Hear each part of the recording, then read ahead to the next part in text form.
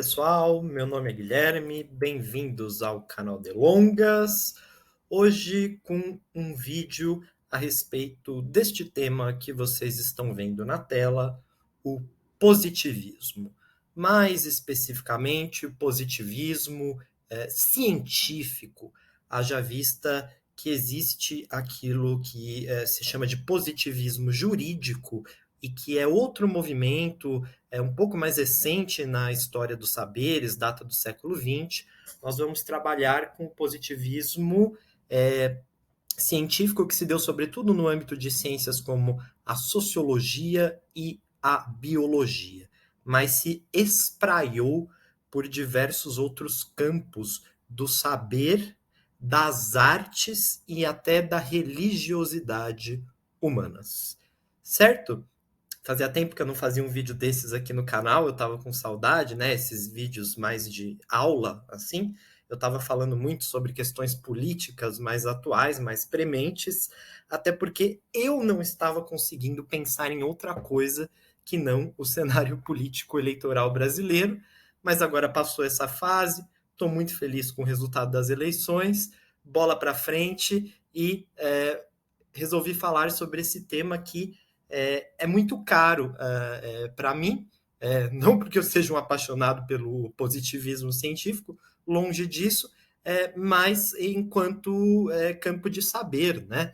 Como estudo epistemológico, o que é esse negócio de positivismo? Tomar uma aguinha?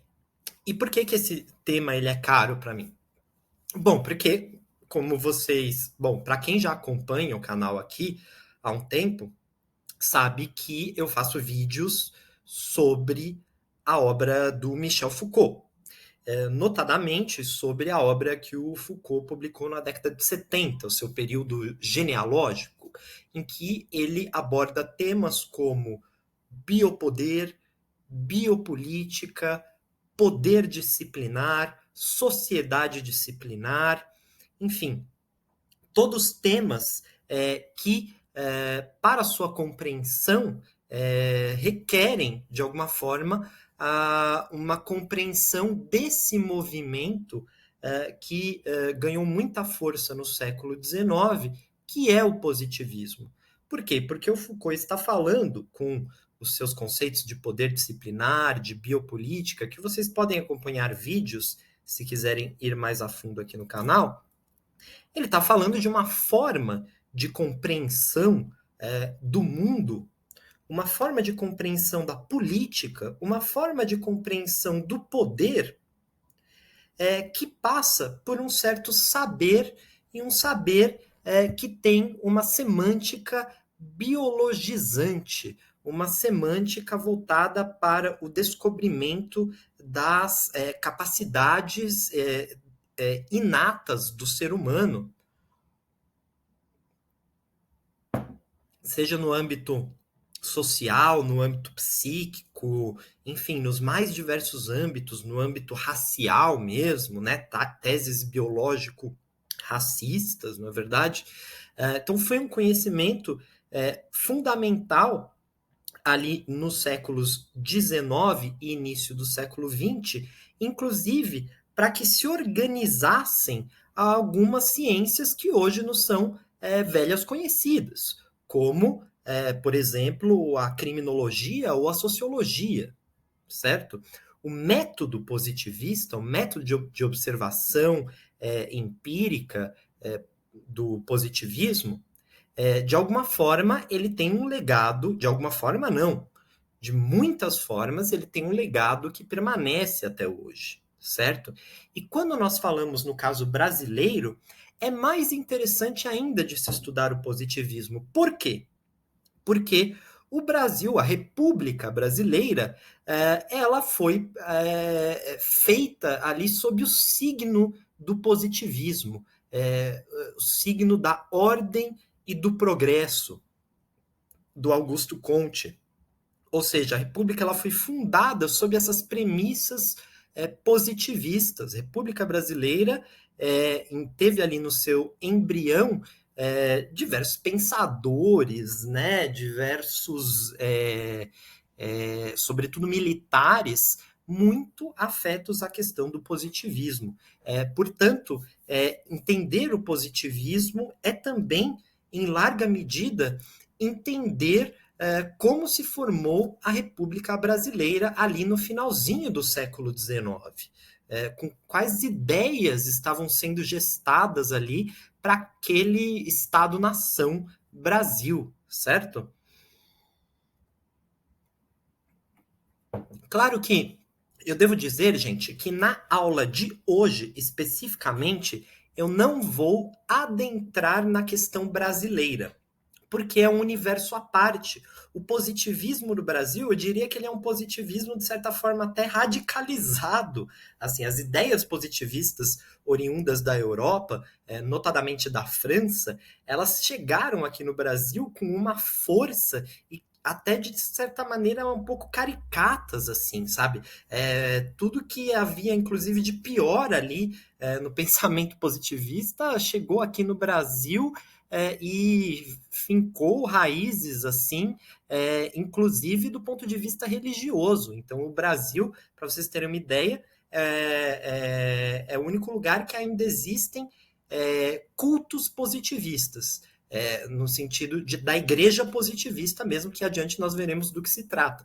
Mas, para vocês terem uma ideia, na França existe uma igreja positivista, mas que na verdade não passa de um museu, onde as pessoas só vão lá para ver o acervo que tem ali, a história do positivismo, que afinal das contas está muito relacionado à França, né?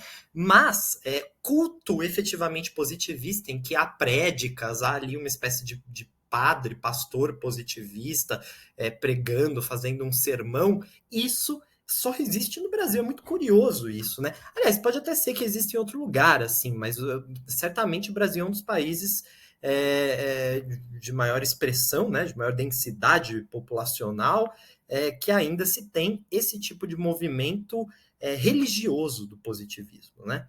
Pois bem, mas eu já estou me adiantando porque o que eu quero falar agora é efetivamente do positivismo. Não quero adentrar na história do Brasil.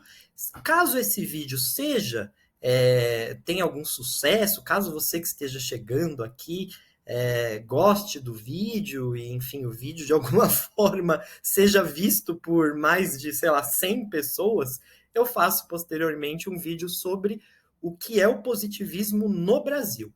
Mas aqui é uma ideia geral do que é o positivismo, o seu contexto de surgimento, contra o que o positivismo se insurgia do ponto de vista epistemológico, quais os pensadores que estavam ali de alguma forma cunhando as bases do positivismo, né? Então, o que nós vamos ver é isso, né? Hoje aqui nessa explicação de hoje, nessa aula de hoje. E eu quero começar do começo, tá, gente? Como sempre, mostrando aqui, inclusive, as referências bibliográficas principais que eu vou adotar ao longo desse vídeo, que é um livro do João Ribeiro, da série Primeiros Passos, da editora Brasiliense, que é uma série interessantíssima, tá? Não, o nome, assim, o que é positivismo, às vezes dá a entender, nossa, parece uma coisa muito rasa, muito ruim. Não, essa série da editora Brasiliense, ela tem uma curadoria muito boa, e esse texto do João Ribeiro, que é positivismo, é um baita estudo introdutório para quem quer lidar com esse tema, certo? E eu vou usar aqui, né, como auxílio bibliográfico. E também o curso de filosofia positiva do Augusto Comte, aqui uma fonte mais primária, por assim dizer, haja vista que o Augusto Comte ele é o maior nome de referência do positivismo, certo? Esse livro foi publicado originalmente lá no século XIX, em 1830. Mas muito bem, vamos aqui, já que eu quero começar do começo com vocês, quem usou a palavra pela primeira vez, apesar de ter ficado muito famosinha através desse carinha aqui chamado Augusto Comte, ou Auguste Comte, se vocês quiserem a pronúncia francesa, quem, na verdade, cunhou o termo foi o Saint-Simon. Saint-Simon, que era um pensador ali da passagem do século XVIII para o século XIX, também francês, que era um socialista utópico, né? Portanto, pregava ali uma ideia de uma certa sociedade igualitária, mas não sobre as bases da revolução proletária, como o fez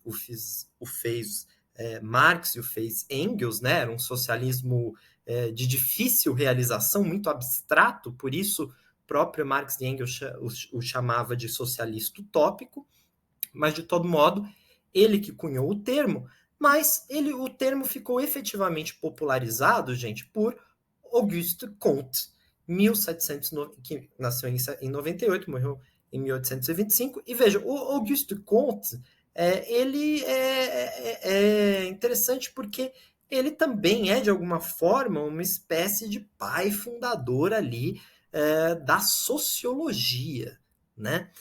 Então, a primeira expressão dessa ciência, que hoje nós conhecemos muito bem, que é a sociologia, foi essa expressão positivista da sociologia, certo? E é muito interessante notar, então,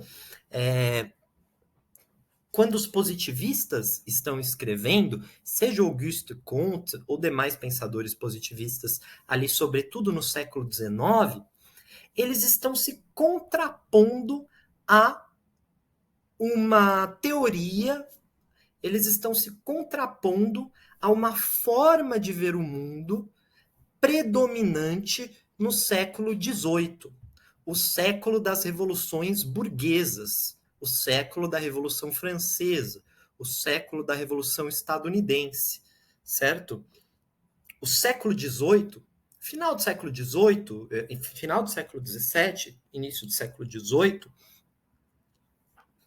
o que estava em voga do ponto de vista filosófico eram as teses iluministas, cunhadas por autores de renome como Thomas Hobbes, John Locke, Jean-Jacques Rousseau, e no âmbito das ciências penais, né, o Marquês de Beccaria, na Itália, que escreveu um livro que eu gosto muito, particularmente, chama Dos Delitos e das Penas. E quando nós analisamos a obra desses autores, Hobbes, Locke, Rousseau, Beccaria, todos eles estão lidando com uma lógica contratualista da realidade. Uma lógica contratualista. Uma lógica aqui, como vocês podem ver, com essa foto do livro do Rousseau, famoso livro do Rousseau, Contrato Social. Claro, há diferenças significativas da ideia de contrato social para o Hobbes, para o Locke e para o Rousseau. Inclusive, eu tenho vídeos aqui no canal sobre cada um deles.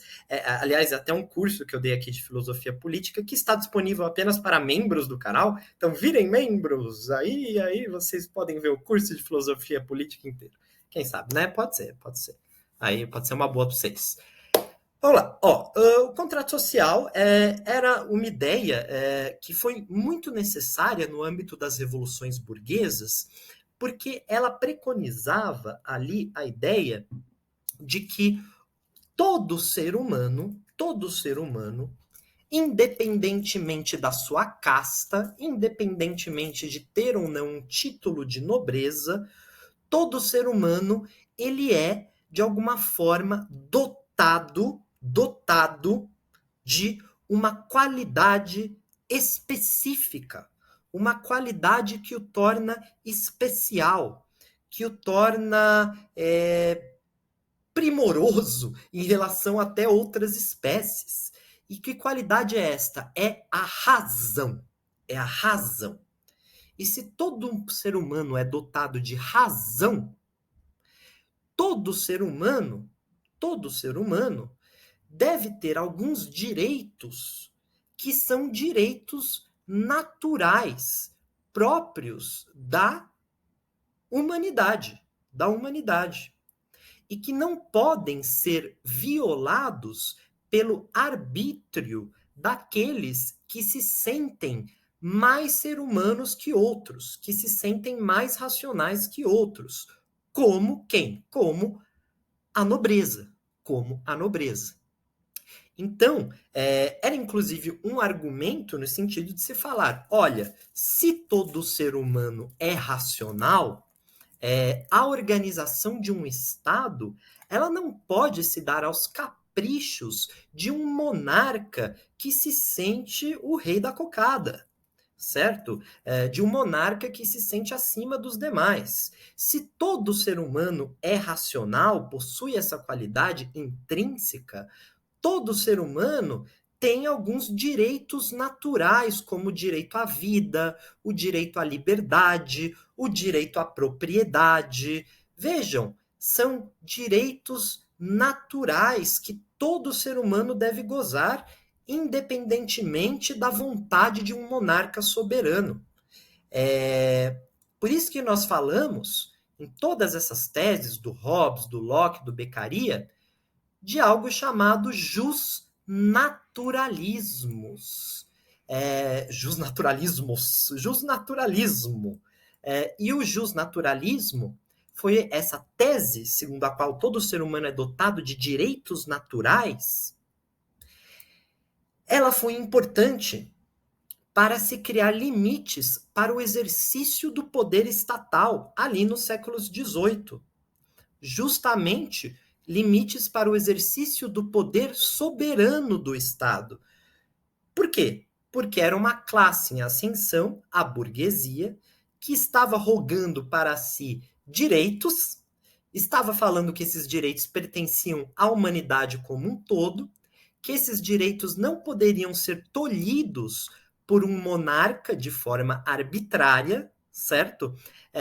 E que esses direitos deveriam ser respeitados pelo conjunto da sociedade através de que, por meio de um contrato social, muito alegórico, é claro, né? Muito difícil de se provar a ideia de que houve um contrato social, mas de que a maioria dos membros ali, de alguma forma, participou de um contrato, de um pacto social para a vivência conjunta e sociedade, e de que nesse pacto não cabe falar, não há que se falar em alguém que detém um poder soberano acima dos demais, e que esse poder soberano seja, inclusive, capaz de ferir os direitos naturais de toda a humanidade, certo? O monarca não pode interferir na liberdade, não pode interferir na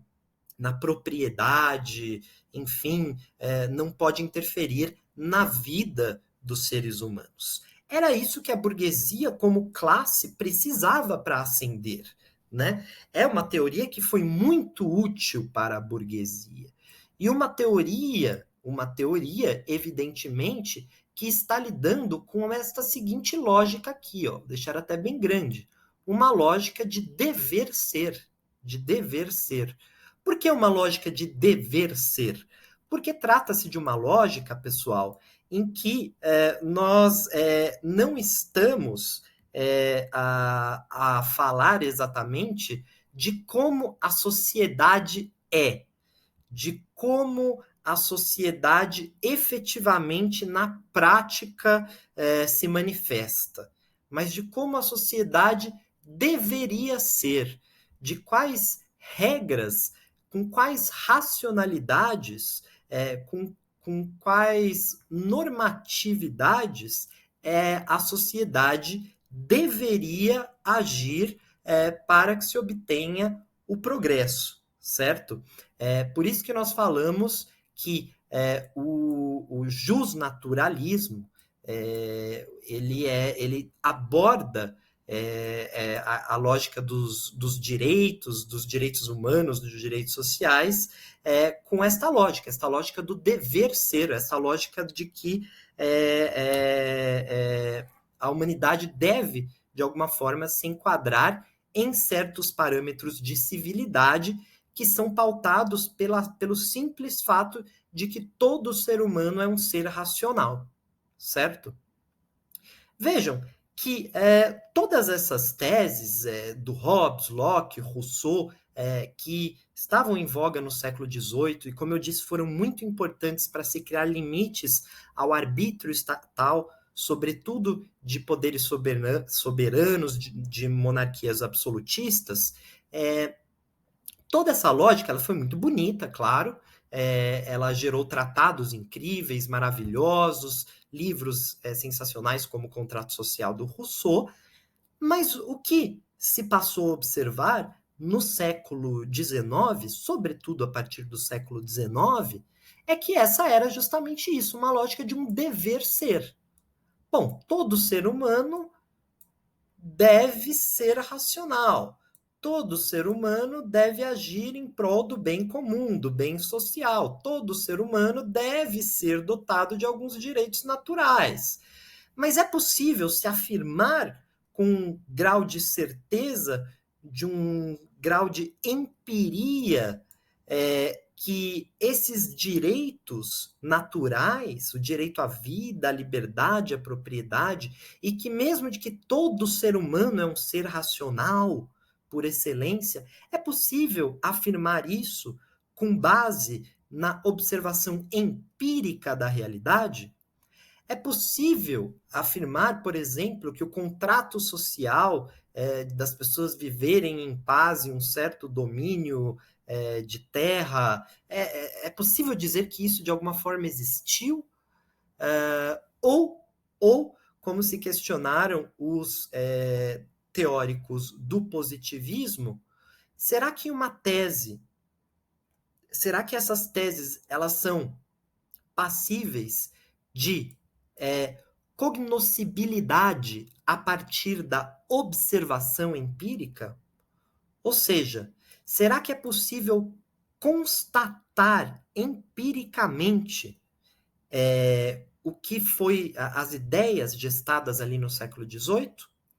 É aí que entram os teóricos positivistas, como o próprio Augusto Comte, o Herbert Spencer, Raffaele Garofalo, Cesare Lombroso, dentre outros, né?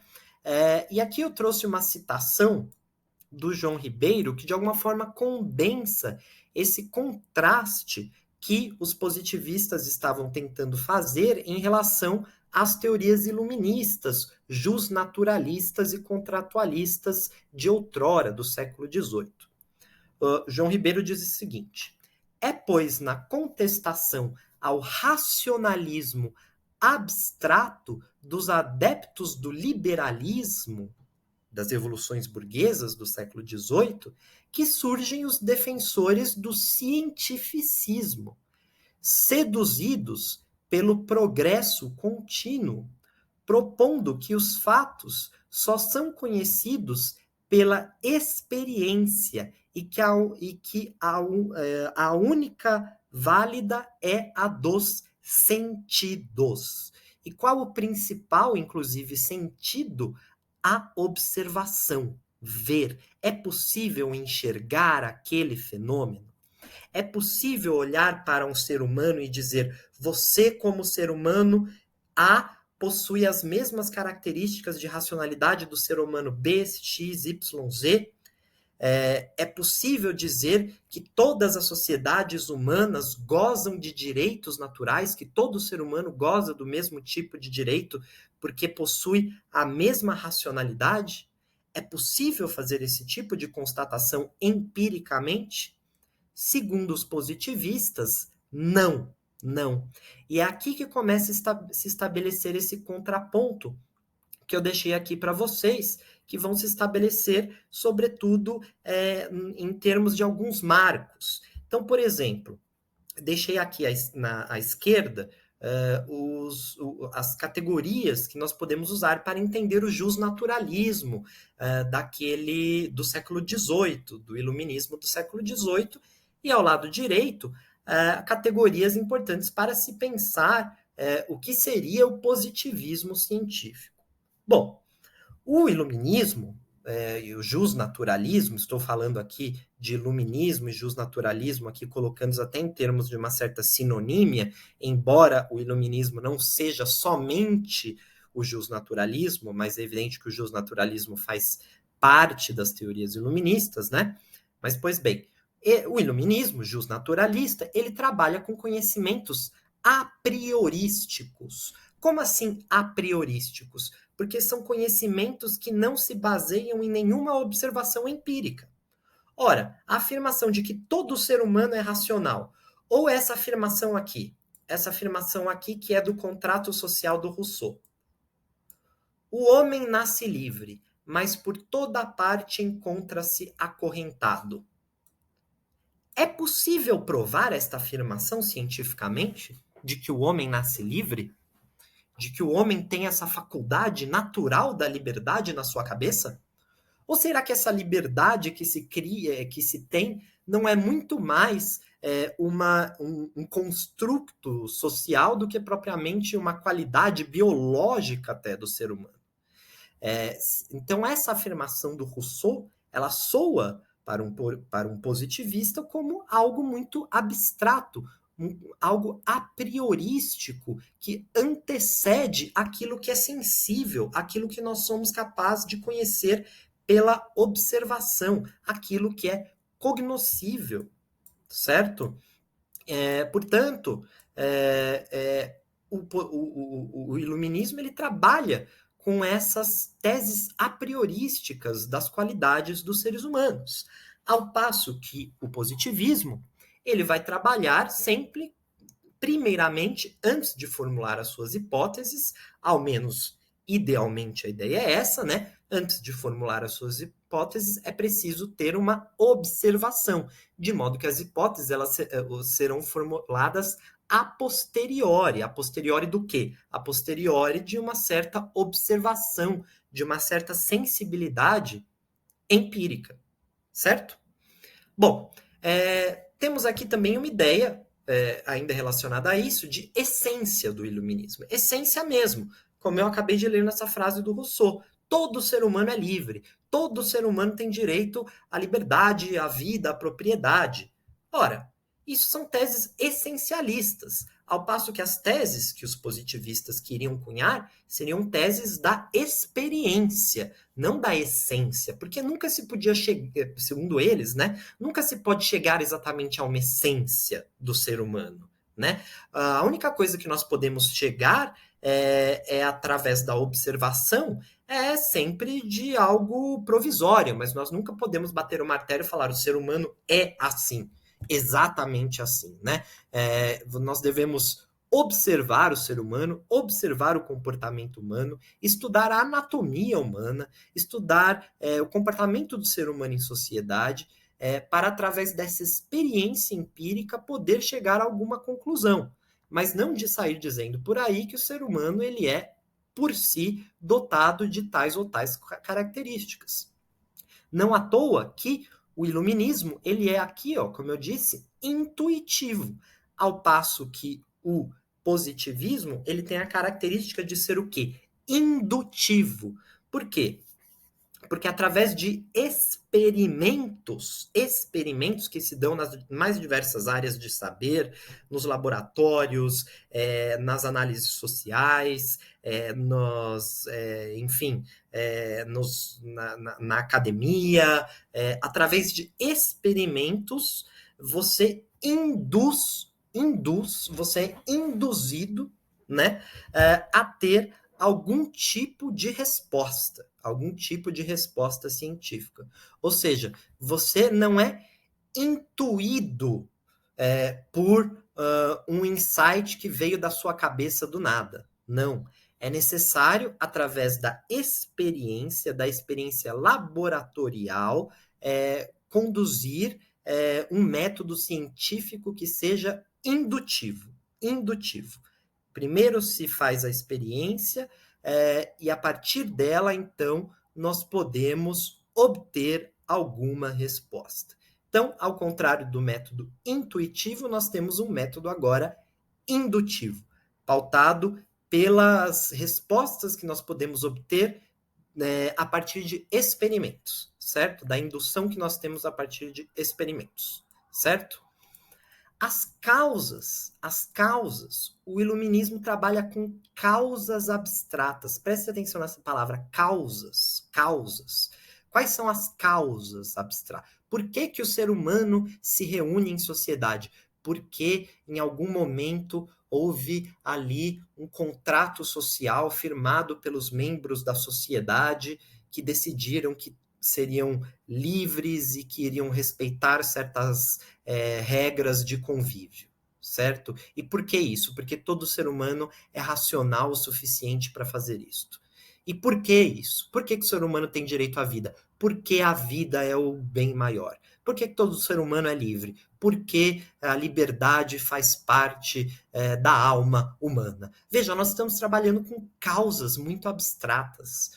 O positivismo ele não vai trabalhar com causas, mas sim com leis gerais de funcionamento. Ele não vai querer procurar as causas primeiras de um determinado fenômeno, mas ele vai tentar observar para um certo fenômeno e dizer como que é a sua estrutura de funcionamento, a que leis, a que parâmetros esse fenômeno obedece, né? Para que seja da seguinte forma. Então, por exemplo, quando nós falamos em causas abstratas, nós estamos a falar, por exemplo, no âmbito da ciência política, essa tese contratualista, essa tese de que todo ser humano nasce livre, né? O que os positivistas vão tentar estudar no âmbito da sociologia não é isso, eles vão tentar entender, olha, como que funciona a sociedade? Como funciona uma sociedade? Vamos observar uma sociedade, ver como ela se organiza, como ela se estratifica, certo? E a partir daí nós podemos, com essa observação, dizer que esta sociedade funciona de maneira XYZ, mas jamais dando uma causa a priorística e abstrata para aquele fenômeno, dizendo que esta sociedade funciona desse jeito porque todo ser humano é livre, certo? Então vejam que é muito curioso, porque no olhar dos positivistas, o que estava havendo era uma verdadeira superação das ideias iluministas, justnaturalistas, contratualistas, né? E não somente uma superação das ideias justnaturalistas, mas uma superação de tudo que veio antes deles. Porque, olha, os positivistas tinham um ego muito elevado, certo? Sobretudo o Augusto Comte, né? Que vai dizer que a sociedade, de alguma forma, ela passa por alguns períodos de compreensão dos fenômenos que rodeiam, né? O ser humano ele tem períodos diferentes de compreensão, formas diferentes de compreensão dos fenômenos naturais e sociais que o cercam. E existem estados diferentes de evolução dessa compreensão, certo? O primeiro estado, o estado mais rudimentar de compreensão, é aquilo que Augusto Comte vai chamar do estado teológico. Estado teológico. O estado teológico que o próprio Augusto Comte vai subdividir ali em 3 níveis, né? O do fetichismo, o do politeísmo e o do monoteísmo. Estado teológico, Augusto Comte, evidentemente que ele está se referindo a sociedades que ainda são muito pautadas por questões religiosas, espirituais, e quando ele faz ainda essa subdivisão desses estados teológicos entre fetichismo, politeísmo e monoteísmo, sendo também aí um quadro em que vai do mais rudimentar para aquilo que é um pouco mais avançado, o fetichismo representa aquele estado em que as pessoas buscam a explicação através de uma certa conjugação da humanidade com a natureza. Então, ela acha que as plantas, que o sol, que os fenômenos da natureza como raios, trovões, tudo isso são entidades, né, que de alguma forma estão ali agindo no mundo com uma espécie de vontade divina, né, mas não de um Deus específico, e sim de uma série de entidades que de alguma forma se mobilizam para que o mundo seja como é, certo? Estamos, portanto, a falar aqui disso que o Augusto Comte classifica como fetichismo, né? Uma forma de compreensão do mundo muito pautada por essa ideia, por essa lógica de que tudo que nos cerca, de alguma forma, é uma entidade, certo? Posteriormente, o Comte diz que esse tipo de compreensão ele evolui. Guardem essa palavra, evolui. Eu não estou usando aqui à toa, não. Os positivistas vão usar muito essa palavra evolução, né? E o Augusto Comte também. O fetichismo ele evolui para o politeísmo, que seria então a compreensão agora não de mais entidades abstratas como o sol, o trovão, a lua, coisa e tal, mas agora começam a se criar entidades, deidades, né, que tentam dar conta de explicar uma série de fenômenos. Lógico, estamos falando do politeísmo, conforme praticado em diversos locais, como até hoje é praticado, aliás, notadamente, se nós pensarmos, né, no mundo ocidental, o politeísmo dos gregos, dos romanos, né, uma série de, agora, deuses, né, que explicam, esses deuses explicam, o ser humano ele não vive mais totalmente tomado por entidades que estão ao seu redor, animais, natureza, coisa e tal, mas existe um grupo de entidades específicas que servem a explicar determinado fenômeno. Uma evolução ainda disso, vejam que o Augusto Comte ele não é nem um pouco, o pensamento dele não é nem um pouco eurocentrado, ocidentalizado.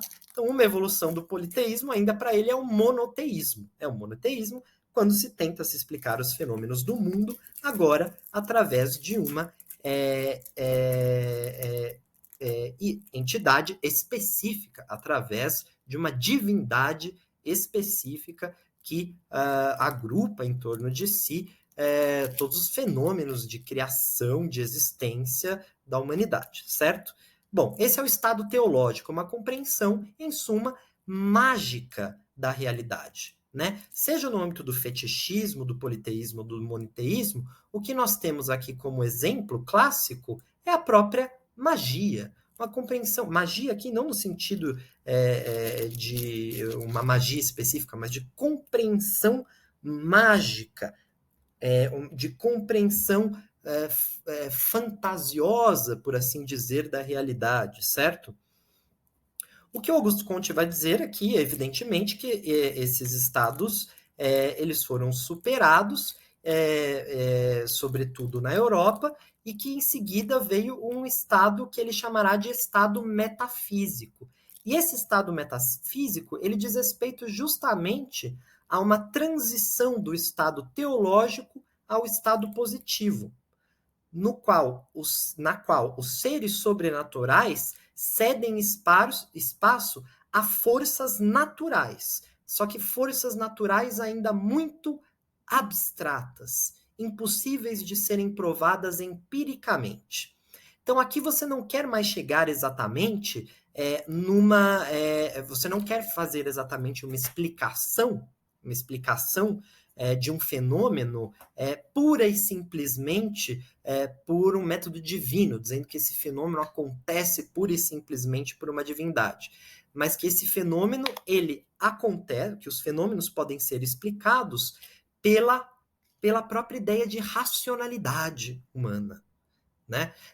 Pela ideia dos direitos naturais do ser humano, pela ideia de forças naturais que podem ser compreendidas, mas que de alguma forma são forças naturais ainda muito idealizadas, porque são forças naturais que não acontecem ao acaso, não acontecem pela seleção natural, acontecem ainda com um certo objetivo, acontecem ainda com uma certa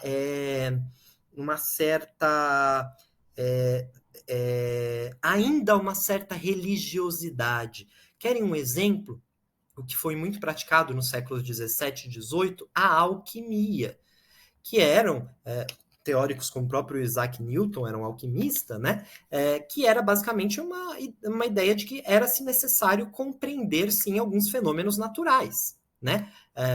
Inclusive com experiências científicas. Mas que esses fenômenos, eles tinham o quê?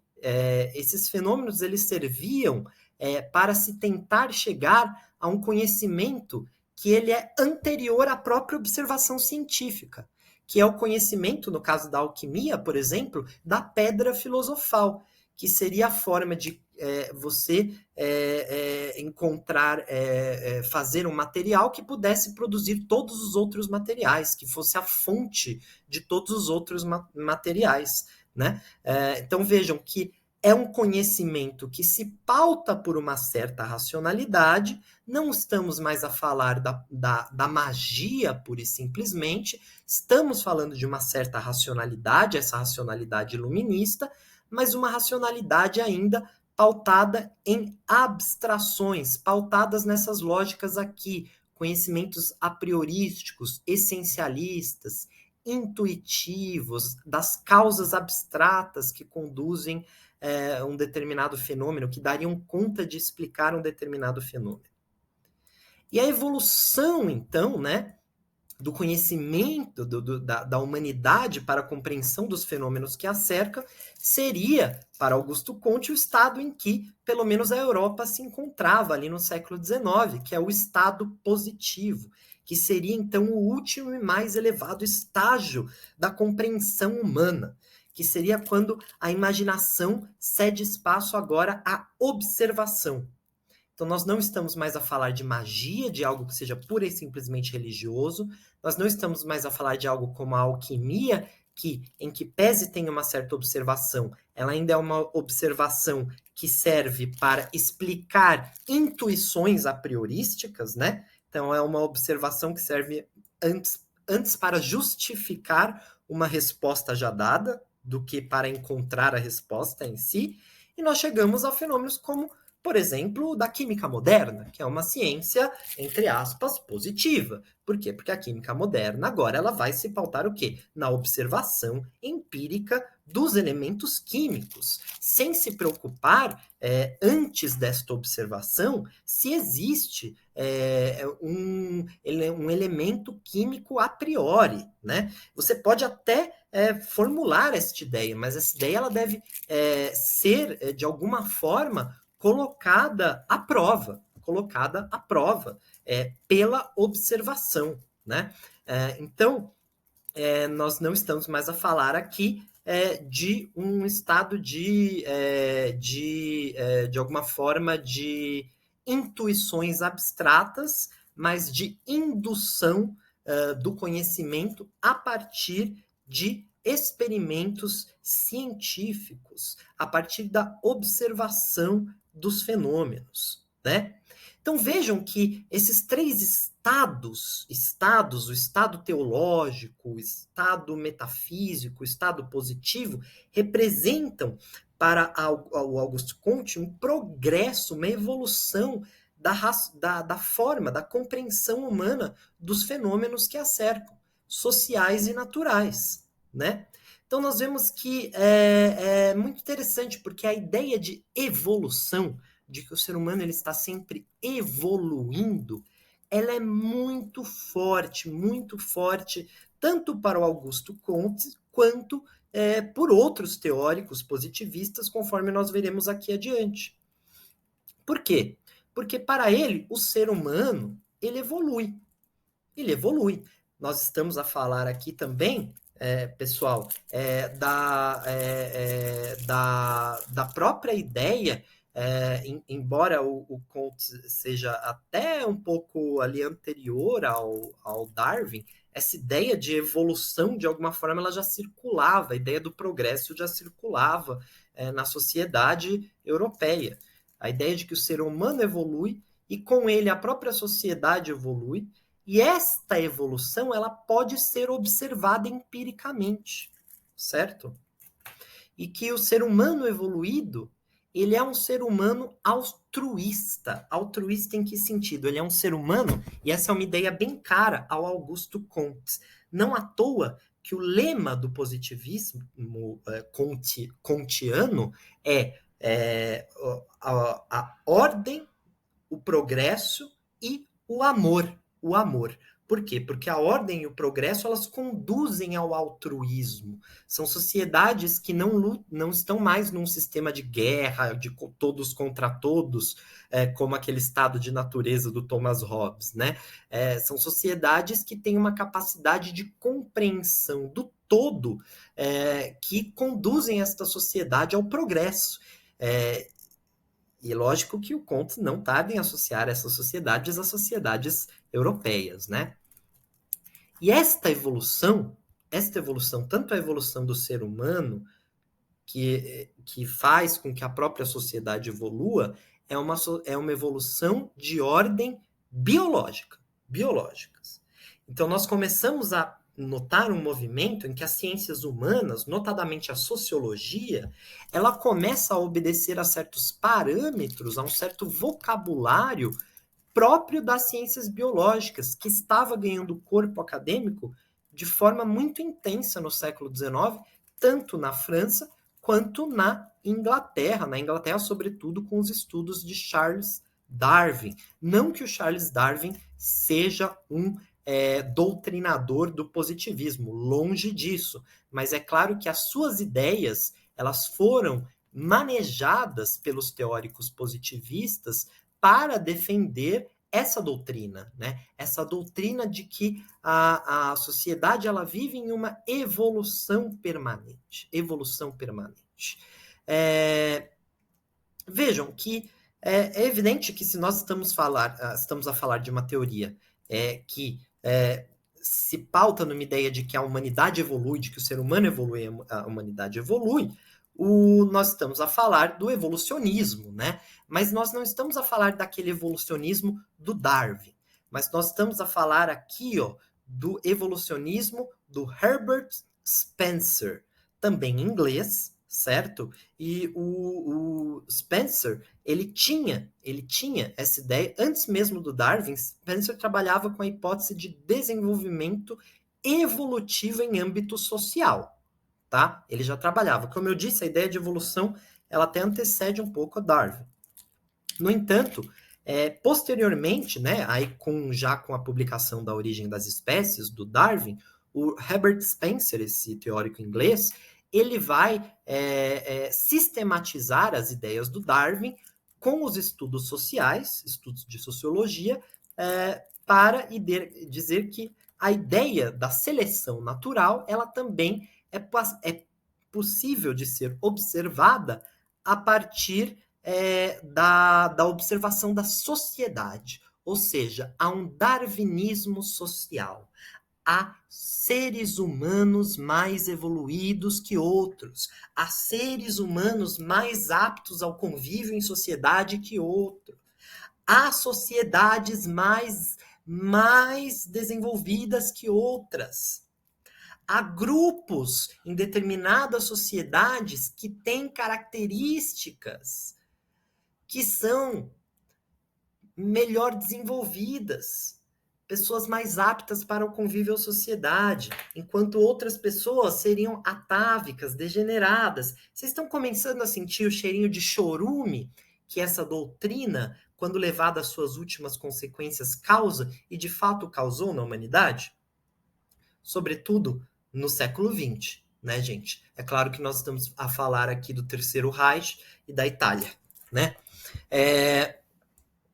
Que, em larga medida, eram teses biologicistas, cientificistas, que se ancoravam nessa ideia da evolução da espécie, né? E de que haveria raças mais superiores, né? Haveria raças superiores às outras, né? Então, vejam, eu trouxe aqui uma citação do Herbert Spencer de um livro que se chama Do Progresso. Olha que curioso, né? Então, ele diz o seguinte nessa passagem. O universo evoluciona, e evolucionar é progredir. Progride, no seu conjunto, como progridem as células que o constituem o habitam, ou seja, essa ideia da biologia.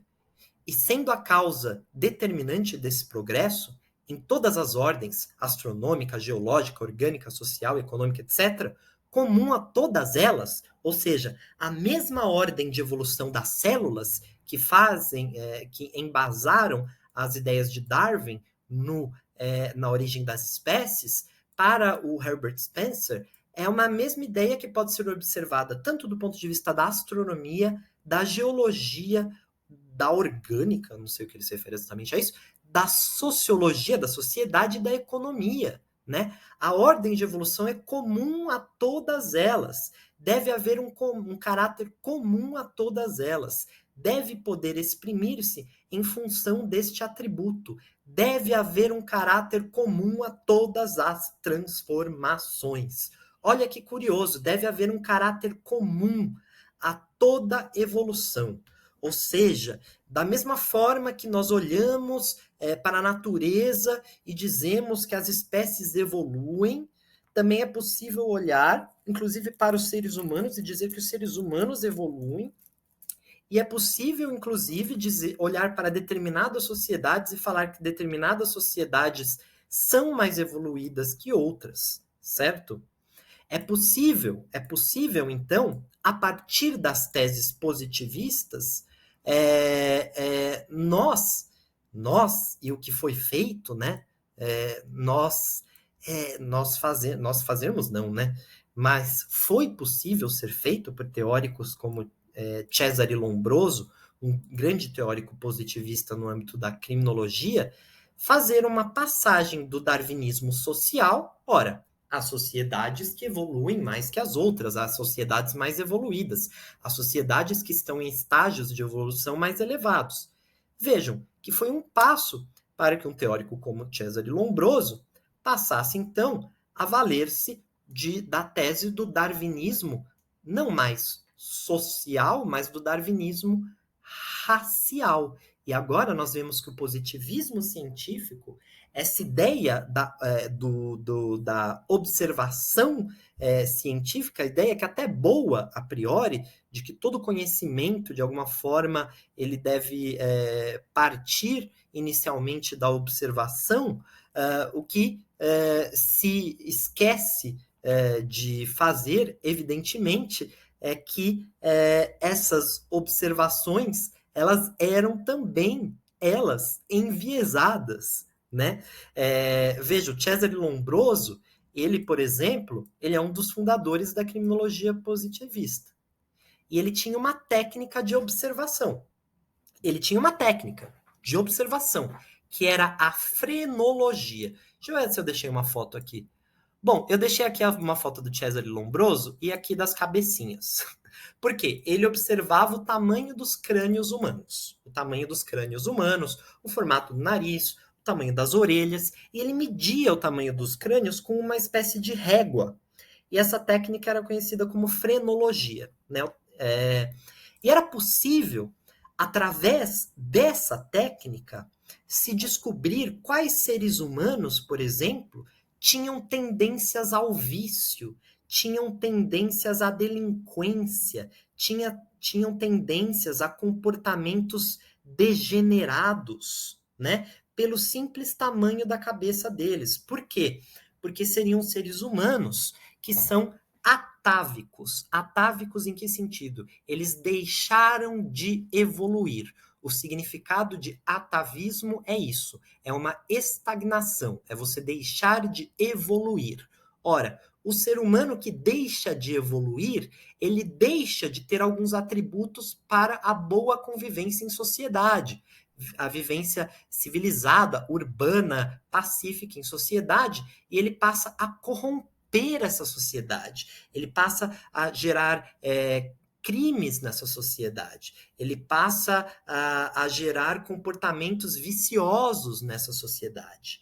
E aí, vejam só vocês que o Cesare Lombroso, ele vai numa cadeia, então, observar quem está preso ali na cadeia. Quem está preso, E aí, através da medição do tamanho do crânio, ele vai falar: olha, eu estou vendo aqui muitas pessoas negras presas. Muitas pessoas negras aqui estão presas.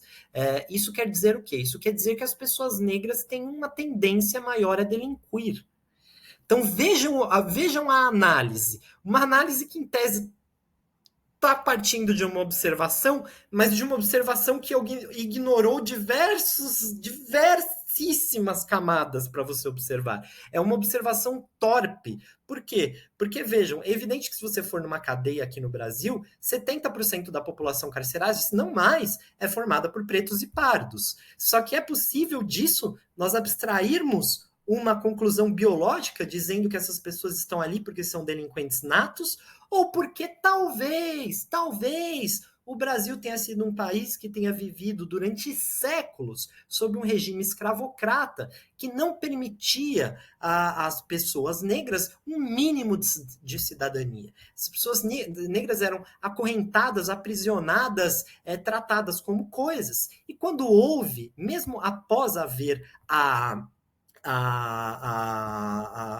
o encerramento da escravidão, é evidente que essas pessoas não foram devidamente acolhidas do ponto de vista da cidadania que elas exerciam na República Brasileira. Né? Até porque a República Brasileira não tardou em se associar a essas teses racistas positivistas e começou a tratar negros, de alguma forma, como seres inferiores. Isso se deu um pouco mais em alguns estados, sobretudo ao sul e ao sudeste aqui de São Paulo, né? Ao sul e no sudeste, onde está São Paulo, onde se houve, inclusive, um projeto de embranquecimento da sociedade, um projeto de eugenia. Ou seja, se as pessoas negras elas são degeneradas, elas têm maior tendência a cometer crime, como diz essa teoria horrenda do Cesare Lombroso, mas que fez muito sucesso na época.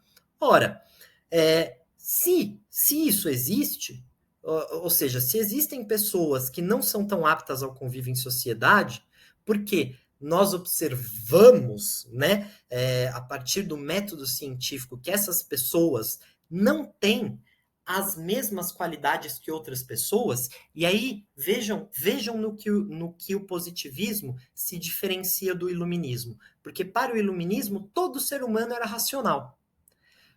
Para os positivistas, não. Existem seres humanos mais racionais que outros. Existem seres humanos mais higiênicos que outros. Existem seres humanos mais propensos à vida em sociedade que outros. E nós devemos valorizar quais seres humanos? Quais seres humanos? Estes seres humanos que são mais propensos à vida em sociedade. E quem são esses seres humanos? É evidente que não se tardou a associar esses seres humanos à raça ariana, caucasiana, certo, gente? E aí é daí que o positivismo se associa, em larga medida, à teoria do Francis Galton, que também viveu na mesma época, século XVIII, século XIX, início do século XX, que era primo de Darwin, vejam só, né, como havia uma interlocução, e ele foi o inventor do termo eugenia. E vejam como ele define a ideia de eugenia. Ele diz o seguinte, né, nesse livro, eu fiz aqui uma tradução bem Google Tradutor aqui, gente, mas aqui está o link se vocês quiserem ler o artigo no original, né? Então ele diz o seguinte: as forças cegas da seleção natural, como agente propulsor do progresso, vejam, muito semelhante ao que dissera o Herbert Spencer, devem ser substituídas por uma seleção consciente, e os homens devem usar todos os conhecimentos adquiridos pelo estudo e o processo da evolução nos tempos passados, a fim de promover o progresso físico e moral no futuro. Ou seja, a partir dessas observações tortas, enviesadas, sem considerar fatores sociais, econômicos de altíssima relevância, essas observações racistas, se criou a ideia, então, de que se deve valorizar uma raça, a raça branca, no caso, a raça ariana, no caso, tal qual se proliferou na Alemanha, né? Em detrimento das demais. Por quê? Porque é uma raça mais evoluída. É uma raça que, em sociedade, convive de forma mais harmônica, certo? Então, se deve evitar a mistura, inclusive, desta raça mais evoluída com as raças nem tão evoluídas. Gente, é um horror, mas é evidente que isso estava em voga no século XIX, no século XX, não só na Europa e na Alemanha ou na Itália, mas também estava em voga nos Estados Unidos. Basta pensar que o Henry Ford era um eugenista, acreditava na supremacia, né, da raça branca. Winston Churchill era um supremacista, também acreditava na eugenia e na supremacia. Né? Aqui no Brasil, uma série, uma porrada que eu vou mencionar no vídeo que eu ainda pretendo fazer sobre a eugenia no Brasil, mas Nina Rodrigues, Afrânio Peixoto, próprio Miguel Reale, enfim, era uma tese muito, muito forte, foi uma tese muito forte, até porque, como eu disse anteriormente, a República Brasileira ela foi feita sob o signo dessa doutrina positivista. Então vejam, como o Francis Galton aqui está falando, se deve então buscar aqui uma raça que seja uma raça pura, uma raça voltada para o progresso físico e moral. E aí, é claro, gente, eu trouxe aqui até as imagens. Quando nós vemos as imagens de propaganda do Terceiro Reich alemão, o que nós vemos é justamente isso. Essa ideia da raça perfeita, da raça mais evoluída, da raça ariana. Vejam aqui, ó, a criança na escola. O que essa criança está aqui fazendo? Está aqui apontando aqui, ó. Vocês perceberem essa imagem de propaganda nazi, tarará, né? Eu não gosto de falar a palavra porque às vezes o YouTube dá umas burladas. Mas tá vendo aqui que essa criança está fazendo é justamente desenhando aqui, não sei se vocês estão vendo, um macaco, tem um macaco aqui à esquerda, e à direita nós temos o quê? Um judeu, identificado também logo embaixo pela estrela de Davi, dizendo o quê? Que o judeu está mais próximo do macaco, ou seja, que o judeu não é um ser tão evoluído quanto os arianos, e que, portanto, os judeus podem ser até eliminados, porque a sociedade iria viver melhor sem eles, iria viver de forma mais higiênica sem eles. Né? Então vejam como as teses positivistas elas foram muito perigosas, porque de alguma forma, de forma até justa, por assim dizer, eles contrapuseram essas teorias, fizeram contrapontos às teorias racionalistas justnaturalistas, que eram ainda muito essencialistas a priorísticas, e se pautaram para a ideia de um conhecimento a ser observado pela experiência. O problema que eles esqueceram é que a experiência também é enviesada, a experiência também o saber ele está impregnado desde a sua origem por elementos de poder, né?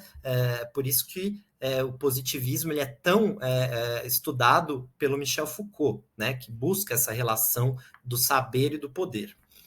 Pois bem, gente, e aí vocês estão vendo, né, que deu uma lambança, né? Deu uma lambança, o positivismo, de alguma forma, ele começou a virar muito mais, a partir dessa tese da evolução, muito mais uma doutrina do que uma ciência, do que um método científico. Não é à toa que essas teorias desses grandes nomes do positivismo, como Herbert Spencer, Francis Galton, o Lombroso, elas caíram em descrédito. Por quê? Porque elas não se sustentaram a partir do estudo, da observação, da empiria, né? Então, o positivismo começou a se tornar muito mais uma doutrina pautada numa ideia de evolução da sociedade do que propriamente um método científico. Não é à toa que já na sua concepção, o positivismo, o Augusto Comte, ele concebe o positivismo como uma espécie de religião da humanidade. Uma religião que não iria adorar um Deus específico, mas sim ao ser humano, ao grande ser. Havia até uma trindade positivismo. Eu deixei aqui a foto da igreja aqui, ó, Religion de l'Humanité, fica em Paris, tá, gente? E aí, se vocês, não sei se vocês conseguem ler, aqui tá o tema, ó, l'amour pour principe et l'ordre pour base, le progrès pour but, que é o progresso por fim, que é a clássica frase do Augusto Comte, né? O amor por princípio e a ordem por base, o progresso por fim. Dois desses termos fazem parte, inclusive, da nossa bandeira, né, brasileira Tupiniquim, ordem e progresso. E para Augusto Comte, a religião da humanidade, que tinha essa figura aqui, que era uma amante, uma ex-mulher do Augusto Comte, a Clotilde de Devaux, eles adoram essa figura, né? E era uma religião que tinha uma trindade, né, também, que era o grande ser, a humanidade, o grande fetiche, que é a Terra e tudo que a compõe, e o grande meio, que eram os astros e as estrelas, né? Então vejam que é muito curioso, porque havia essa ideia do positivismo como uma doutrina a ser seguida para se chegar ao progresso. E aí vejam que, nesse sentido, o positivismo em nada se diferencia daquilo que ele mesmo queria se contrapor, ou seja, do justnaturalismo, dos conhecimentos essencialistas. Por quê? Porque está lidando com teses a priorísticas, teses que não são observáveis empiricamente. Uma busca desenfreada por uma evolução, mas uma evolução que não consegue ser exatamente observada pela empiria. Então veja que a ideia de evolução, de progresso, ela vai cedendo espaço à própria ideia da observação científica, né? Era uma ciência, a ciência positivismo era uma ciência muito mais de certezas do que de dúvidas. Portanto, foi uma ciência que, em larga medida, caiu em descrédito, né? É importante observar que o positivismo, essa ideia do progresso, foi uma ideia que não era entendida somente do ponto de vista das ciências que eram praticadas nos séculos XIX e XX, mas em outros âmbitos da vida. Porque o positivismo, ele de fato, ele circulou, como eu disse, a Europa, a América do Norte, a América Central, a América do Sul, era uma ideia muito em voga, muito em voga. Além da religião da humanidade, que foi essa própria ideia do Augusto Comte, que, apesar dele ter formulado e escrito um livro sobre isso, não foi muito adiante, né? Como eu disse, aqui no Brasil até temos templos positivistas, tem um em Porto Alegre, um no Rio de Janeiro, mas, assim, alguém conhece alguém que vá a uma igreja positivista? Se você vai numa igreja positivista, deixa aqui o seu comentário que eu quero, enfim, saber. Mas uma outra religião que seguia par e passo ali com as ideias positivistas foi o kardecismo. Por quê? Porque o kardecismo, eu não quero entrar muito aqui em detalhes, porque é evidente que eu não conheço muito a doutrina kardecista, né? Eu estou falando aqui do ponto de vista bem sociológico mesmo. Fiquem também quem professa da fé espírita, kardecista, e quiser de alguma forma se manifestar aqui a respeito, de repente até para discordar do que eu estou falando, fiquem totalmente à vontade, mas com efeito, o kardecismo ele possui alguns elementos que se assemelham à doutrina positivista, mas agora, notadamente nessa questão da evolução e do progresso, mas agora não mais uma observação e progresso no plano material, no plano da sociedade, no plano do ser humano, no plano das raças, mas uma evolução e um progresso que se faz sentir no plano espiritual. A lógica de que o ser humano evolui espiritualmente através de sucessivas reencarnações, de que os espíritos evoluem, de que há espíritos mais evoluídos que outros, certo? Não à toa que o kardecismo ele possui ali alguns elementos, eu já vi algumas falas assim de líderes kardecistas, enfim, como eu disse, minha experiência ela é parca sobre esse assunto, assim, é bem de orelhada mesmo, né? Mas eu já vi falas que me remetiam muito a essa lógica de um certo evolucionismo, né? De que a reencarnação representa um certo evolucionismo do plano espiritual. Então, é evidente que o kardecismo está muito relacionado, até porque o kardecismo ele surgiu ali no século XIX, é uma forma, é uma fé que, de alguma forma, está muito relacionada a esse cientificismo evolucionista do positivismo científico, certo? Uma outra coisa que o positivismo, outra área que o positivismo se entranhou foi nas artes, né? Nós tivemos na França aquilo que ficou conhecido como romance experimental, sobretudo a partir de um autor chamado Émile Zola, que era um naturalista. E para o Émile Zola, o romance, de alguma forma, a literatura, ela deveria servir como uma espécie de laboratório também, em que se observavam os fenômenos sociais, certo? E de que a partir daquelas observações poderia ser feita uma descrição literária daquilo, uma descrição literária dos comportamentos humanos, né? Eu trouxe até aqui um trecho do Émile Zola, que tem livros muito bons, inclusive o Germinal, por exemplo, é um livro excelente do Émile Zola. No livro dele, O Romance Experimental e o Naturalismo no Teatro, ele trouxe uma passagem que ele diz o seguinte: em meus estudos literários, tenho falado do método experimental, ou seja, a observação, né? Aplicado ao romance e ao drama, a volta à natureza, a evolução naturalista que empolga nosso século. Vejam, né? Que é a frase mais condensada para definir o afã positivista do século XIX? A evolução naturalista que empolga nosso século.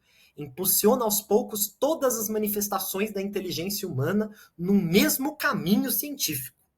Mas a ideia de uma literatura determinada pela ciência causou surpresa por não ter sido bem explicada e compreendida. Parece-me, portanto, útil dizer claramente o que se deve entender, a meu ver, por romance experimental.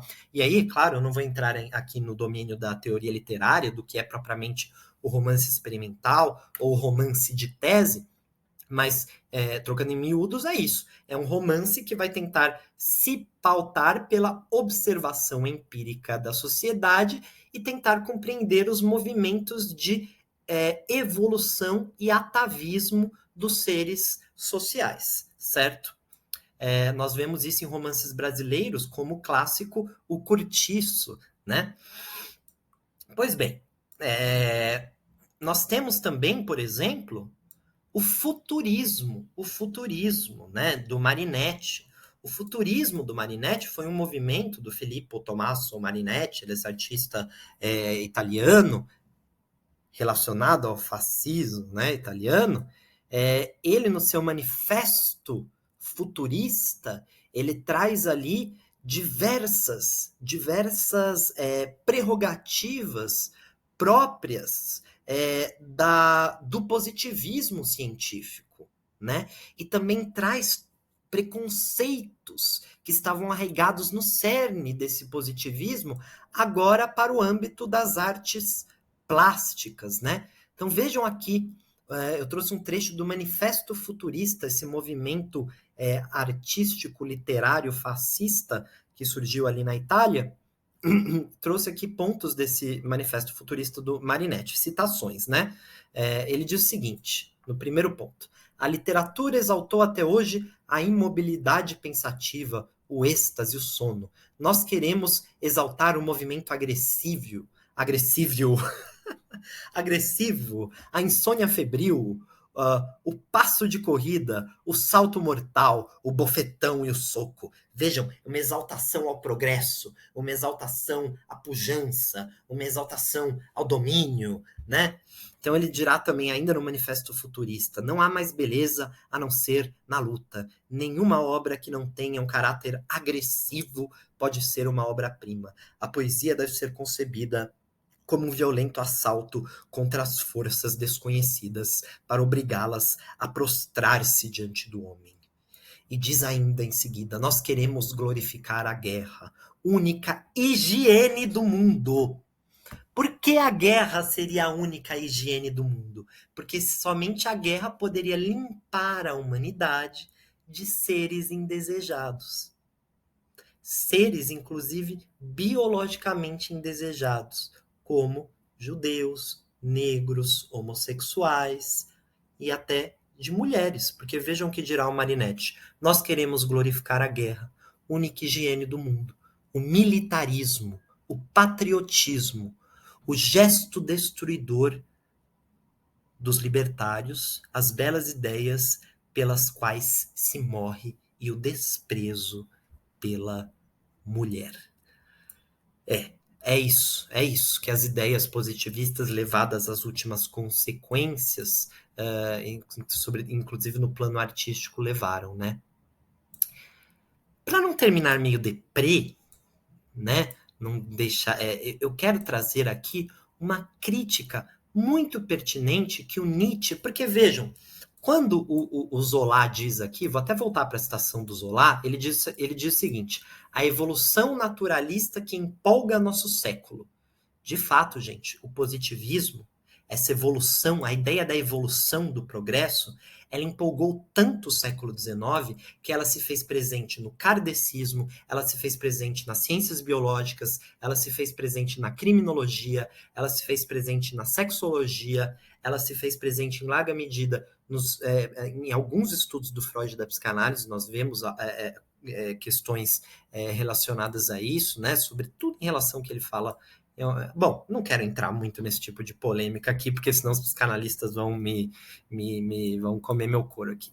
Mas, enfim, há alguma coisa do positivismo em diversas ciências, inclusive no marxismo, inclusive na ideia de evolução, do progresso do homem soviético. Havia também essa ideia, gente, certo? Então, o século XIX, o início do século XX, de alguma forma, foi tomado por essa evolução, por essa ideia de evolução naturalista. Foi um século empolgado pela ideia, aqui, ó, um século empolgado pela ideia de evolução naturalista, né? E que redundou em grandes conflitos bélicos, né? Exaltados até no ponto de vista artístico pelo futurismo de Marinetti, que tinha grande inspiração positivista, do positivismo científico, da ideia do progresso, né? Pois bem, aí tinha um cara no século XIX, e é por isso que eu pago um pau para esse cara, sabe? Por isso que eu pago um pau para ele. Falou algumas coisas esquisitas? Falou umas coisas esquisitas. Mas assim, ele era o único cara do século XIX que olhou para o positivismo científico e falou: o quê? Vocês estão se gabando, vocês estão se achando os sabichões, vocês acham que encontraram a verdade, mas o que vocês estão fazendo não passa de pura religião. Vocês dizem que estão sendo empíricos, pautados na observação, mas na verdade o que vocês fazem é um exercício de fé também. É uma busca por uma verdade última. E esse teórico foi o Nietzsche, Friedrich Nietzsche, no seu livro Genealogia da Moral. Eu trouxe a passagem que ele faz a crítica ao positivismo. Ele diz a ciência francesa, notadamente a ciência francesa ali do Auguste Comte, né, que foi o precursor, que não cunhou, mas que popularizou o termo positivismo, né? Ele diz: a ciência francesa busca hoje uma espécie de primazia moral perante a alemã. A renúncia à interpretação, a violentar, a ajustar, a abreviar, omitir, preencher, imaginar, falsear e o que mais seja próprio da essência do interpretar. Veja, é uma ciência que de fato quer renunciar à interpretação. Por quê? Porque quer se pautar exatamente pela observação empírica dos fenômenos. Mas o que o força a isto? O que a força a isto, se pergunta Nietzsche? A incondicional vontade de verdade. É a fé no próprio ideal ascético, mesmo como seu imperativo inconsciente. Não haja engano a respeito. É a fé em um valor metafísico, um valor em si da verdade, tal como somente esse ideal garante e avaliza. Vejam que o Nietzsche está falando que o positivismo, no fim das contas, com todos os seus preconceitos, com todas as suas ideias preconcebidas de ordem, de progresso, de darwinismo social, de darwinismo racial, não se tratava de uma ciência, mas de valores metafísicos, de poder, de jogo de poder político de uma camada da população sobre a outra, que estava querendo se impor como pura verdade e não como uma efetiva observação científica a ser questionada, né? Por quê? Porque não era uma ciência da dúvida, era antes uma doutrina. E a ciência, a boa ciência, ela precisa justamente da dúvida, da precariedade, né? Uma ciência que parte de valores, né? E de valores como a ordem e o progresso e coisa e tal, ela já é uma ciência de saída metafísica, né? Então vejam que bacana, né? Essa crítica do Nietzsche ao positivismo. E é com essa crítica que eu gostaria de encerrar, então, esse breve apanhado que eu fiz aqui, pessoal, dessas ideias positivistas. Eu espero que tenha ficado claro para vocês, que não tenha ficado muito cansativo. Espero que vocês deem like, pessoal. Ó, se houver likes e comentários, eu faço um vídeo sobre o positivismo no Brasil, que tem bastante coisa interessante, inclusive até alguns vídeos que eu vi aqui dos cultos positivistas feitos em Porto Alegre. Bem interessante. Mas, enfim, deixa um like aqui de qualquer jeito, porque isso ajuda a disseminar o conteúdo, né? O algoritmo dá um impulso algorítmico pro canal, né? Tanto os likes quanto os comentários, né? E caso vocês gostem também do canal, se quiserem, se inscrevam aqui e se tornem membros também para ter acesso a conteúdos exclusivos. Inclusive, um dos conteúdos exclusivos não estou falando disso por mera propaganda, é por coincidência mesmo, mas um dos conteúdos exclusivos é um curso que eu dei sobre a genealogia da moral do Nietzsche, que é um livro que eu gosto bastante. Mas é isso aí, gente. Espero que vocês tenham gostado do vídeo. Um grande abraço aí para todo mundo e a gente se vê num próximo vídeo aqui no canal Delongas.